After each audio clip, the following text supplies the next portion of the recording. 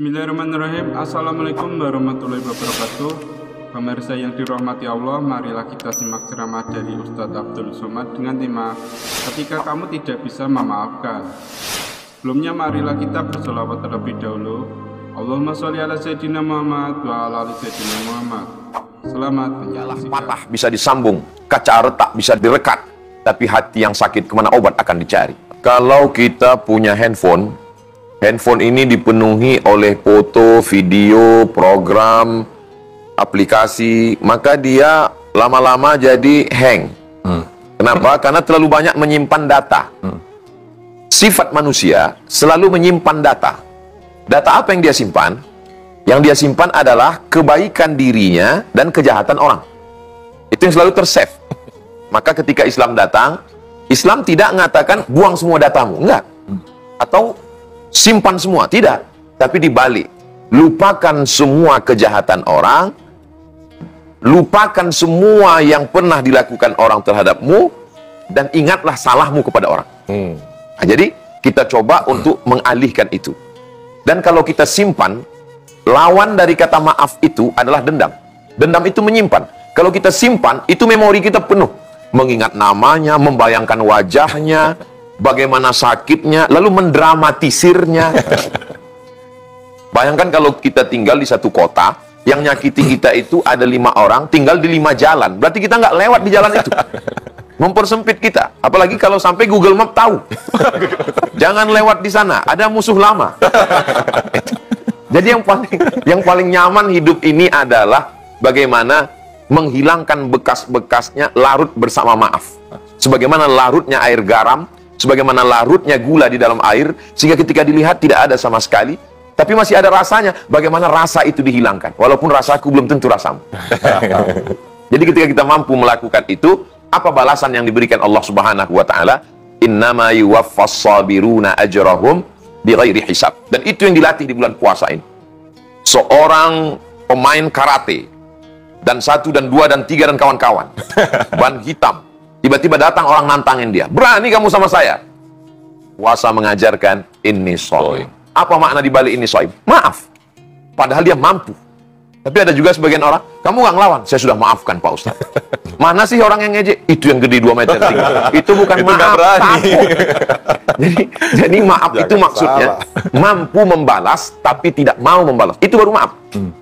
Nabi SAW ketika sampai di kota Makkah Al-Mukarramah, maka mendengar Nabi datang, Wahsy lari ke Taif 100 km. Wahsy lah yang menggunting telinga Sayyidina Hamzah, memotong hidung Sayyidina Hamzah, diikat dengan benang, dijadikan liontin.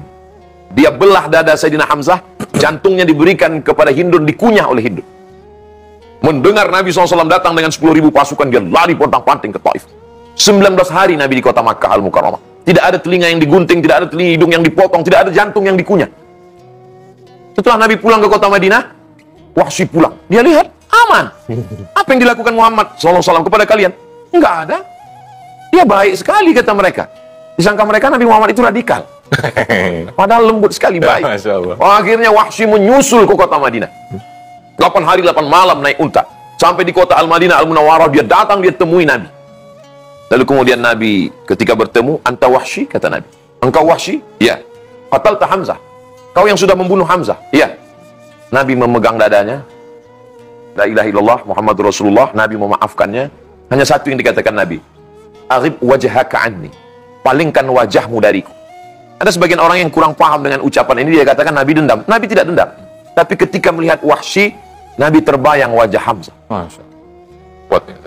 Jadi Nabi adalah orang yang sangat pemaaf. Jadi kalau mau mengikut maaf, jangan ikut maafnya Abdul Somad, tapi ikutlah maaf Sayyidina Muhammad Sallallahu Alaihi Wasallam.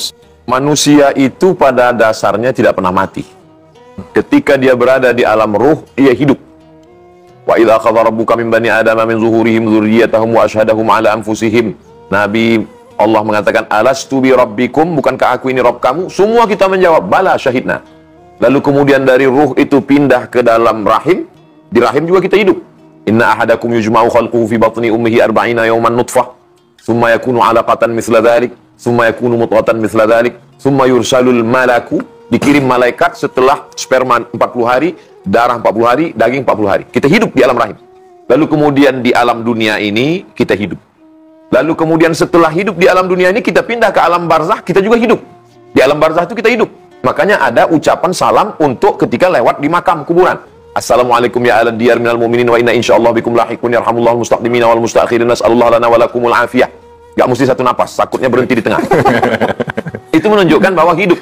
Lalu istilah mati itu artinya ketika ruh keluar dari jasad, jasadnya disebut orang mati. Tapi ruh itu hidup. Lalu kemudian setelah ditiupkan sangkakala dari alam barzakh ke alam akhirat, kita juga hidup. Maka ketika kita berziarah, kita sesungguhnya orang yang ada di kubur itu mendengar ucapan kita. Maka kita dianjurkan ada adab-adab saat ziarah, mengucapkan salam. Allahumma ighfir lahu warhamhu wa'afihi wa'fu anhu wa akrim nuzulahu wasi' madkhalahu. Maka kita mintakan ampun untuk dia dan minta maaf kepada Allah Subhanahu wa taala. Adapun dia memaafkan kita atau tidak, jangankan kepada orang yang meninggal dunia, pada orang yang hidup pun tidak disyaratkan. Maafkan saya ya, awas kalau kamu nggak maafkan.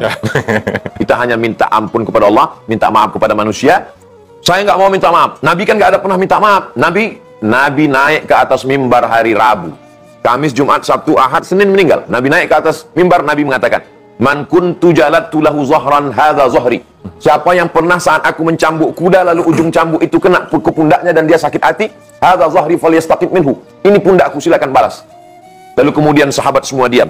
Man kuntu syatamtu lahu irdan. Siapa yang pernah harga dirinya aku caci maki, sumpah serapah, tersinggung perasaannya, hadza irdi. Ini harga diriku, falyastaqim minhu, silakan balas. Sahabat juga tidak ada yang mau membalas. Siapa yang pernah uangnya aku pinjam? Saat itu sahabat baru ngomong. Itu menunjukkan bahwa hati bisa memaafkan, pundak bisa dimaafkan, tapi masalah uang berat. Berdiri salah seorang sahabat, apa kata dia? Innalaka alayya thalatha darahim. Engkau punya utang 3 dirham ya Rasulullah. Kebetulan yang duduk di samping itu adalah Fadl bin Abbas, saudara kandung Abdullah bin Abbas, sepupu Nabi. Apa kata Nabi? Idfa' ya Fadl. Wahai Fadl, tolong bayarkan. Nabi, Sayyidul Awwalina wal Akhirin, Sayyidul Anbiya wal Mursalin, tetap meminta maaf. Apalagi kita, STJ, status nggak jelas. Berani nggak mau minta maaf. Jadi tidak ada halangan, tetap berziarah. Kalau bersodakoh, insya Allah sampai. Ummi matat, ibu saya meninggal, atas sodaku anha. Kalau saya bersedekah, apakah pahalanya sampai? Kata Nabi, tasodak, bersedekah. Ayu sodakatu afdal, sedekah apa yang afdal? Sakyul ma, memberi air minum. Air minum aja sampai, apalagi buah, apalagi kue. Masya Allah. Kopi, apalagi. Apalagi. Maka ini kita hadiahkan pahalanya, santunan, insya Allah. Ada ujian 3. Pertama, ujian badan. Alhamdulillah kita lulus. Tegak, ruku, sujud, tegak, ruku, sujud, 23 rakaat. Tambah witir, hajat, taubat, macam-macam. Ada ujian harta.